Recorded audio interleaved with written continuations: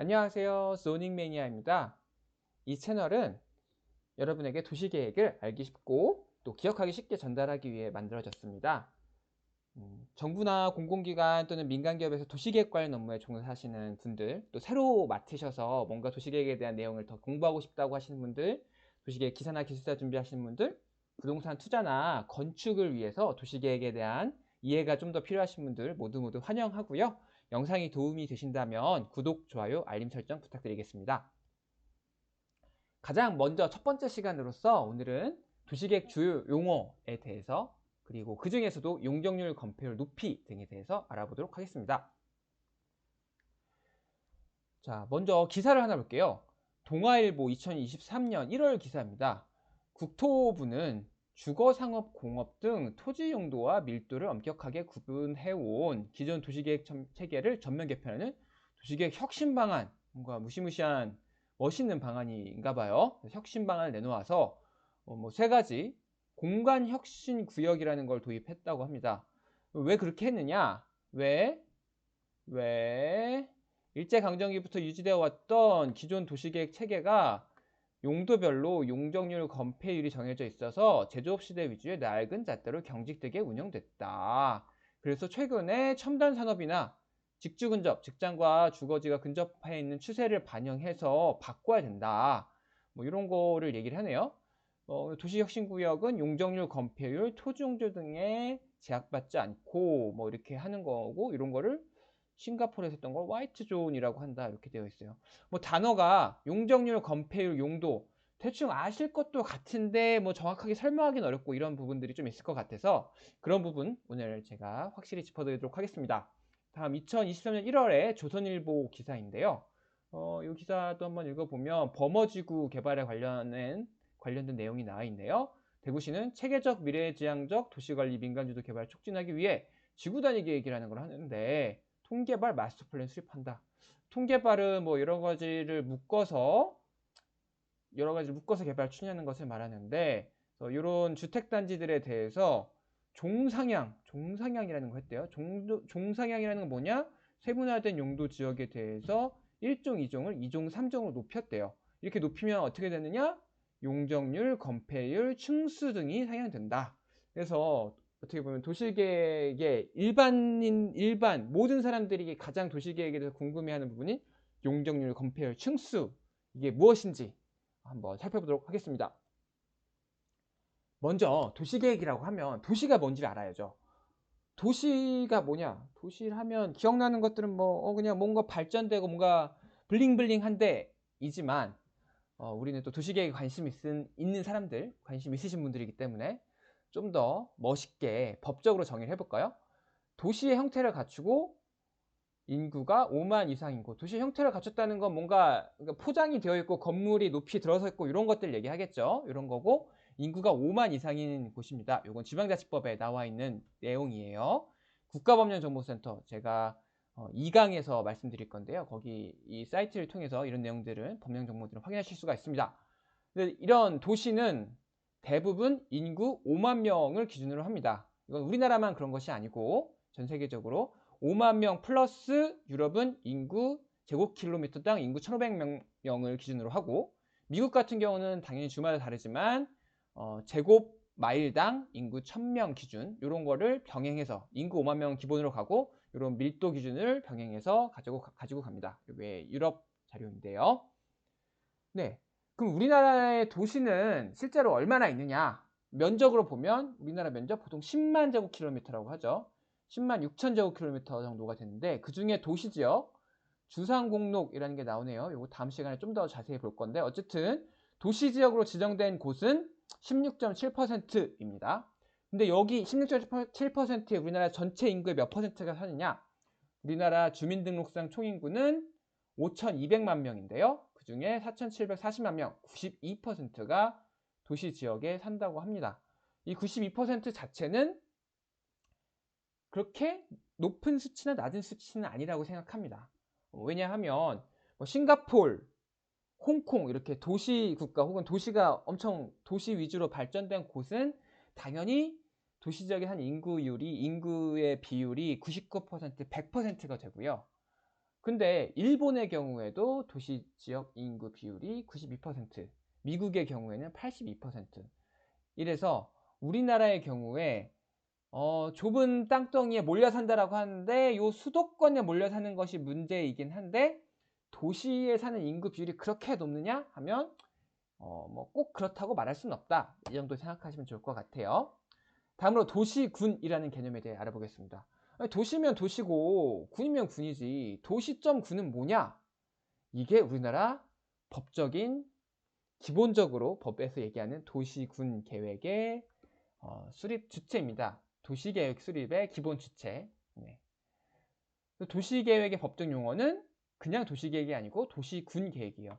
도시와 군 뭔지 아시죠? 이렇게 뭐 어떤 지역이 있는데 여기 도시가 있고 막 엄청 발달되고 여기 막 이렇게 빌딩이 있고 도로 깔려 있고 제가 원래도 그림 되게 못 그리는데 인터넷이 아니군요. 여기 컴퓨터로 그림을 그리려니까 뭐 더 굉장히 주접해서 양해의 말씀을 드립니다. 죄송합니다. 그런데 어쨌든 이 밭에 논밭이 있고 이런 도시 군 지역 있죠? 안에 도시가 있고 밖에 군이 있어요. 근데 옛날에는 이걸 따로 관리했어요.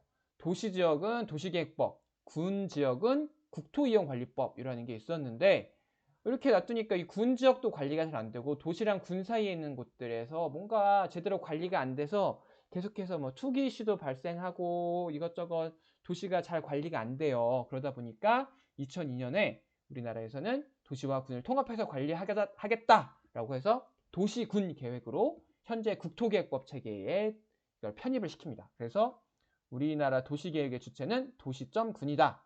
이 도시.군이라는 건 뭐냐? 우리가 아는 시군인데요. 뭐 도시군이니까 시군이겠죠. 당연한 말인데. 예. 특별시, 광역시, 특별자치시, 특별자치도 시군.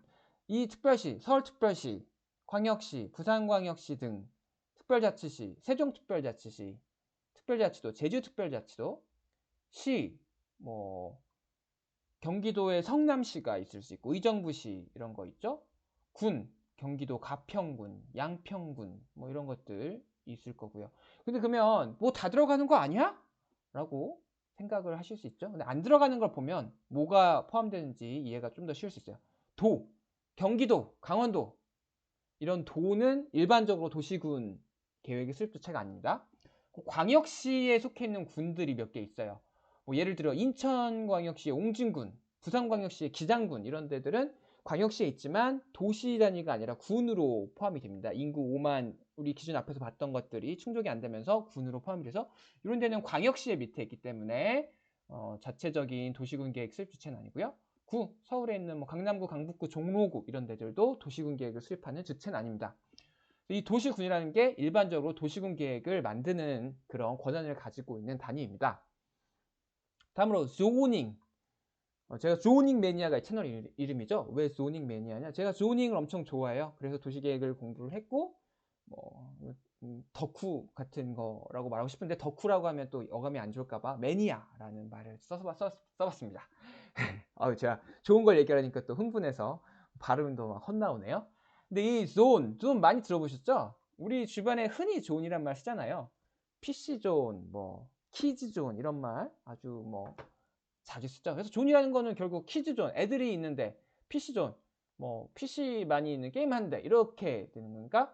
뭐 도시계획에서 나온 말이고 도시계획적 정의를 생각하면 도시를 나누어서 다른 종류 여기는 이 공간은 다른 공간과 달라라고 하는 게 존이에요. 근데 이 도시계획에서 존의 핵심은 뭐냐면 용도와 밀도. 어떤 용도? 여기다 뭐 아파트를 지을 거냐, 아니면 상가를 만들 거냐, 뭐 공장 지을 거냐 이런 용도랑 밀도, 얼마나 높이 지을 수 있냐 이게 핵심입니다. 이 밀도, 용도가 왜 중요하냐? 부동산 개발 사업의 사업성. 그럼 사업이 잘 되면 당연히 계속 주변이 발달하고 계속 정비가 되면서 주거 환경이 좋아질 수도 있고 아니면 반대로 악화될 수도 있고.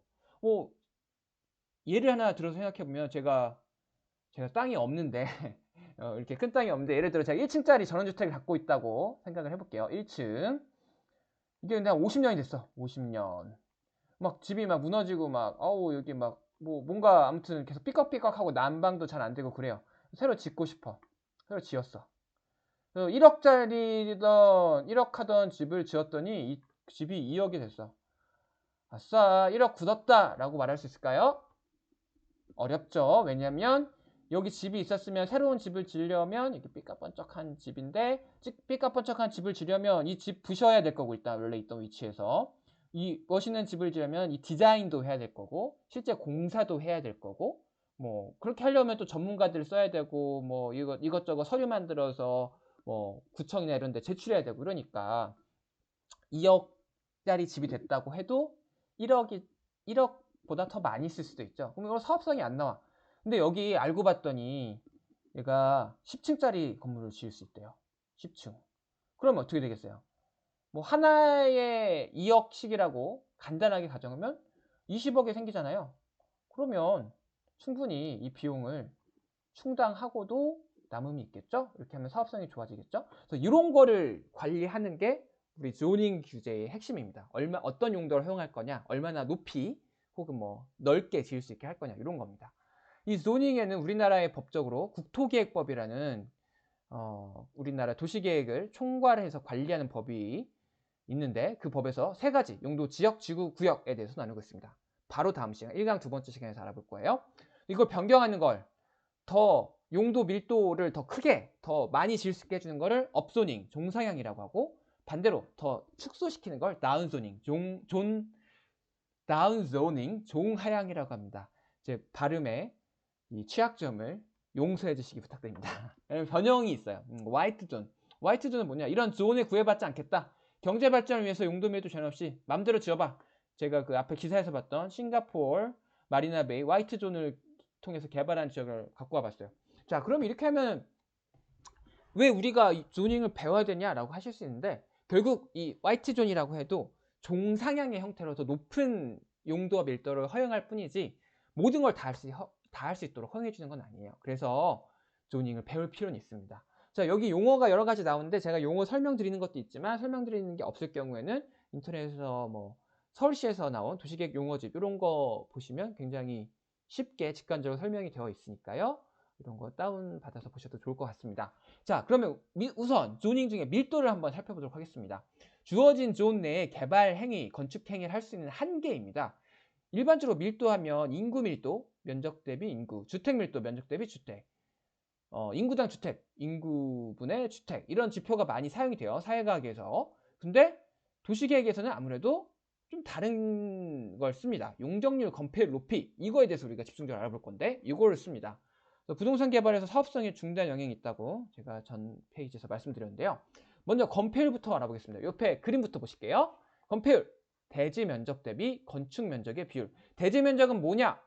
대지, 땅 하나, 한 필지 이렇게 있는 게 대지 면적이에요. 그래서 100제곱미터의 필지가 여긴 있네요. 근데 건축이 할 수 있는 거는 50제곱미터만 가능한 경우에, 이런 경우를 건폐율 50%라고 합니다. 100분의 50 곱하기 100을 하니까 50%가 됩니다. 이런 거네요. 그래서 근거는 건축법에 있어서 요거를 국토기획법에 따라서 각 대지에 대해서 배분하도록 되어 있어요. 그래서 대지 면적에 대한 건축 면적의 비율입니다. 영어도 한번 생각해 볼까요? Building Coverage Ratio. 땅 중에 빌딩이 커버하는 비율이다. 그래서 빌딩이 커버하고 있는 비율을 생각하면 돼요. 빌딩 커버 비율이 건폐율이다. 예를 들어 2000제곱미터의 땅이 50% 건폐율이다 라고 하면, 뭐 2000 곱하기 50%라면 1000제곱이기 때문에 1000제곱미터의 부지의 건물 건축이 가능합니다. 근데 주의하실 점은 이건 층수랑 관계없어요. 여기 1층짜리든 10층짜리든 20층짜리든 앞에 건축되는 면적에 대해서만 규정하고 있는 것이 건폐율입니다. 다음으로 용적률을 한번 보겠습니다. 용적률도 한번 그림부터 볼까요? 오른쪽 그림입니다. 대지 면적에 대한 건축물의 연면적 비율을 말합니다. 연면적은 각 층의 바닥 면적을 모두 합한 값을 의미합니다. 영어 보면 Floor Area Ratio, FAR이라고 하는데요. FAR, Floor Area, 그러니까 층수를 합한 면적의 비율이다. 그래서 예시를 한번 보면 대지가 100제곱미터가 있어요. 대지가 100제곱미터가 아까처럼 있는데 50제곱미터짜리가 3층 같대요. 50 곱하기 3은 150이죠? 150제곱미터가 되니까, 그러니까 대지 면적은 100이었는데 건축물의 합계 면적은 150이다. 여기다 100을 곱해주면 용적률 150%가 나옵니다. 이것도 근거는 건축법에서 정의를 하면서 실제 적용은 국토계획법에 따르도록 하고 있어요. 그래서 개념 대지 면적에 대한 건축 연면적, 그러니까 층수를 더한 면적의 비율입니다. 건축 연면적은 건축물의 각 층 바닥 면적의 합계인데, 이거는 건축 면적에 대한 규정, 앞에서 건폐율 봤던 1층에 깔리는 그 바닥 면적에 대한 규정이 아니라 전체 면적의 합계예요. 근데 이 면적에서 제외하는 것들이 있어요. 대표적으로 지하층, 필로티 구조 주차장. 필로티 혹시 모르시는 분들은 이걸 보시면 됩니다. 필로티. 요 부분이에요. 요 부분. 여기 1층에 건물이 없고 이렇게 주차장으로 쓰는 공간 있죠? 띄워놓은 공간. 여기 필로티입니다. 그래서 초고층 건축물의 피난 안전구역이나 경사지붕 아래 대피 공간 면적. 이런 거는 이제 사업성에 관계가 없는 부분이니까 굳이 사업성과 여러 밀접한 관계가 있는 개발 밀도 적용에서는 제외를 해주는 것으로 보입니다. 그러면 예시 또 하나 들어볼까요? 1000제곱미터의 땅에 500% 용적률이면 총 얼마의 건축 연면적을 사용할 수 있을까요? 1000 곱하기 500%를 하니까 5000제곱미터이죠. 네, 5000제곱미터의 건축물 건립 가능합니다. 이거는 좀 중요하니까, 그리고 또 헷갈릴 수 있으니까 예시를 좀 볼게요. 건폐율이 25에서 100 될 때, 용적률이 25에서 200 될 때인데요. 먼저 건폐율 25%일 때부터 볼게요. 전체 면적 중에 25%, 4분의 1만 차지할 수 있어요. 용적률이 25%면 한 개층만 가겠죠? 용적률이 50%로 올라가면 25 곱하기 2, 2개층 갈 수 있겠죠. 100%면 25 곱하기 4, 200%면 25 곱하기 8, 그래서 8층까지 올라갈 수 있네요. 근데 50%다. 그러면 건폐율이 50%면 대지의 절반에 대해서만 건축물을 지을 수 있겠네요. 건폐율 용적률이 50%이면 1층까지 가겠죠? 근데 용적률이 100%가 가면 2층까지 올려도 될 겁니다. 200%가 되면 4층까지 올리게 될 거고요. 이런 식으로 규정할 수 있습니다. 예시를 한번 요 예문을 풀어볼게요. 여기 fit라고 써있는데 fit 무시하고 우리는 한국 사람이니까 여기 뭐 100제곱이라고 해볼게요. 전체 면적이 대지 면적이 100제곱 곱하기 100제곱 하면 10,000제곱이에요. 자, 건폐율부터 한번 볼까요? 건폐율은 10,000제곱분의 여기 대지 면적은 10,000이었는데 건축 면적이 얼마예요? 50 곱하기 50. 50 곱하기 50은 뭐죠? 2,500이죠? 그러면 몇 퍼센트예요? 건폐율은 25%. 용적률. 용적률 어떻게 될까요? 대지 면적은 동일하죠. 만 분의 건축 연면적 2,500짜리가 4개가 있었죠? 4개 4층이 있으니까 만. 그러면 용적률은 100% 이렇게 되겠네요. 오른쪽 걸 한번 볼게요. 건폐율. 대지 면적 100분의 건축 면적은 한 층에 50씩 있으니까 50이네요. 그러면 50% 이렇게 되겠죠. 용적률은 어떻게 돼요? 용적률은 대지 면적 100이 있을 건데 하나, 둘, 셋, 넷, 50 곱하기 4, 200 이렇게 써서 200% 하면 될까요? 여기 지하 1층 있죠? 지하 1층은 제외해야 된다고 말씀드렸죠? 그럼 50 곱하기 3이니까 150제곱미터. 그러면 용적률은 150%가 되겠습니다. 다시 한번 저의 아름다운 이 낙서 같은 글씨에 대해서 사과를 드립니다. 원래도 안 좋아요. 원래도 안 좋아서 컴퓨터에 쓰니까 더 안 좋습니다. 자, 그러면 높이는 무엇이냐? 건폐율 용적률에 따라서 결정되는 높이가 있어요. 먼저 두 가지가 있는데, 일단 하나는 건폐율 용적률에 따라 결정되는 건데, 용적률 공식이 대지 면적분의 건축 연면적, 건폐율 공식이 대지 면적분의 건축 면적이니까 중학교 때 수학 배웠던 걸 기억해서 이거 두 개를 이렇게 지어주면 기억나시죠? 저도 겨우 기억해냈습니다. 준비하면서. 아직 살아 있습니다. 건축 연면적분의 건축 면적을 나누니까 당연히 층수가 되겠죠. 용적률 100%, 건폐율 20%, 55%인 경우 4층. 이 앞에서 우리 풀었던 거 똑같아요. 앞에서 뭐 이렇게 다 풀었던 내용들이 그죠? 이게 건폐율 25%인데 용적률 100%니까 4층. 용적률 150%에 건폐율 50%니까 3층. 뭐 이렇게 나오는 겁니다. 요거 말고 대부분 여기에 많이 걸려요. 높이 규제는, 도시계획상 높이 규제는 추가 도시계획 규제에 따라서 결정되는 것들이 많이 있습니다. 예를 들면 서울시 주거지역에서는 아파트는 35층 이하로만 지을 수 있고, 한강변에 있는 첫 번째 아파트 동은 15층, 사대문 안에는 또 이제 서울의 이 기품, 또 가오를 유지하기 위해서 높이 제한이 있어요. 또 그린벨트나 공항 주변 높이 이런 것도 제한이 됩니다. 자, 그러면 왜 높이를 제한하느냐? 나 높이 지어서 너 돈 많이 벌고 싶은데 왜 제한해? 라고 하는 거는 짐작하시지. 경관인의 삶의 질 좀 낮으면 내가 멀리까지 볼 수 있죠. 이렇게 뭐 우리 집이 뭐 남산 앞에 있는데 이 남산을 보면서 아침에 내가 기상하는 게 저의 인생의 낙이에요. 제가 남산 근처에 살면 참 좋겠는데 서울 남산 근처에 살고 있진 못합니다만 여튼 그래요. 근데 이 앞에 이렇게 건물이 돼서 남산을 다 막아버렸어. 우리 집에서 남산이 안 보여. 얼마나 억울하겠어요. 막 우울해. 그래서 그런 거를 없애기 위해서 좀 같이 보자. 여러 사람들이 다 이런 예쁜 경관을 같이 보자라고 하는 게 층수 제한의 논리인데, 반면에 이렇게 층수 제한을 빡빡하게 하면 빡빡해질수록 사업성이 낮아지고, 사업성이 낮아지면 도시 정비가 힘들어지겠죠. 그래서 우리 서울시에서 이제 왔다 갔다 왔다를 한번 했어요. 요 기사부터 한번 볼게요.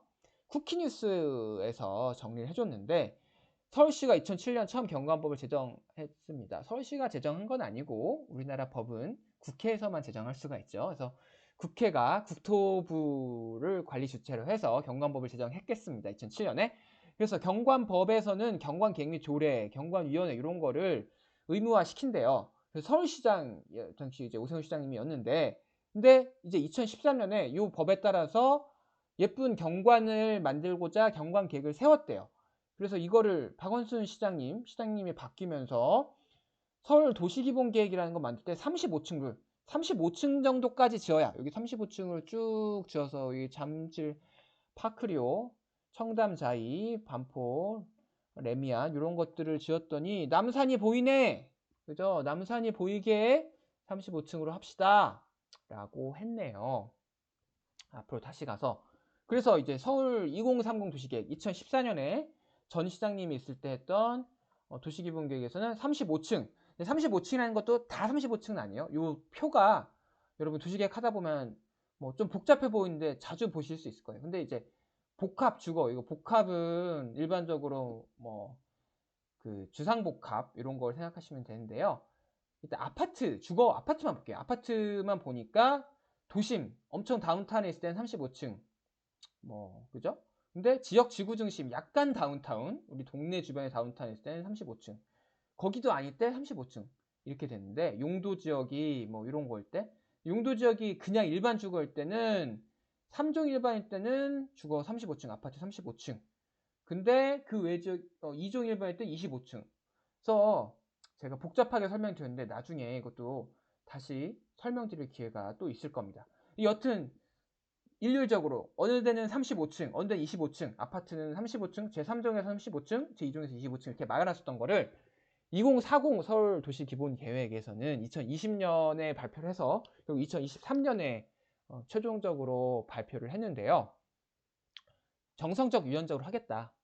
대상지 여건을 고려해서 위원회 심의 등을 통해서 적정 높이를 결정하겠다. 옛날에는 남산이 이렇게 있으니까 다 이렇게 하자 했던 거를 남산이 뭐 이렇게 있으면 남산 안 보이는 데들은 좀 더 높여도 돼. 남산 보이는 데만 좀 낮춰. 이렇게 하는 게 현재 서울시 도시기본계획의 기본 방침입니다. 관련 기사를 한번 볼게요. 음마아파트 유명한 아파트인데 여러분 음마아파트 아시나요? 그 제가 예전에 응사라는 드라마 응답하라 1944면 너무 옛날이네요. 1994라는 드라마를 봤었는데 이것도 아재 인증인지 모르겠습니다만 1994에 보면 칠봉이가 나와요. 저는 칠봉이와 주인공이 이어지길 바랬는데 칠봉이는 어쨌든 뭐 이어지지 못했습니다만 어쨌든 칠봉이가 서울에서 잘 사는 서울 남자로 나옵니다. 잘 사는 서울 남자. 잘 사는 서울 남자의 상징이 뭐다? 그 당시에도 음마아파트였나 봐요. 음마아파트에 삽니다. 이 칠봉이가 사는 음마아파트가 재건축 서울시민을 통과했대요. 언제? 2022년에. 그래요? 1994에도 음마아파트에 칠봉이가 살았었는데 최고 몇 층까지 올라가나 한번 내용을 볼까요? 음아파트 정비계획안을 보면 높이는 35층이래요. 높이는 비슷한 것 같은데. 근데 음아파트는 2003년부터 재건축이 본격적으로 추진됐다. 그냥 추진된 것도 아니라 본격적으로 2003년부터 재건축이 추진됐대요. 칠봉이 94년 이전부터 살고 있었고 2003년부터 재건축을 본격적으로 추진했는데 이것저것 다 걸렸는데 2017년에는 49층으로 가려고 했는데 이 높이 규정에 걸려서 안 되다 보니까 뭐 사업성이나 여러 가지 불만이 있어서 결국 추진이 안 되고 있었대요. 그러다가 규제가 조금 완화되면서 2022년 이제 서울시 심의, 서울시 도시계획 심의를 통과하고 건축 심의로 간다고 합니다. 이를 통해서도 우리가 높이의 중요성을 알 수 있죠. 자, 오늘은 여기까지 건폐율, 용적률, 높이 등의 규제에 대해서 살펴봤습니다. 영상이 도움이 되셨길 바라고요. 도움이 되셨으면 구독, 좋아요, 알림 설정 부탁드리고 질문은 댓글이나 이메일 zoningmania 존을 좋아하는 사람입니다. gmail.com으로 부탁드리겠습니다. 같이 시간을 같이 보내주셔서 감사합니다.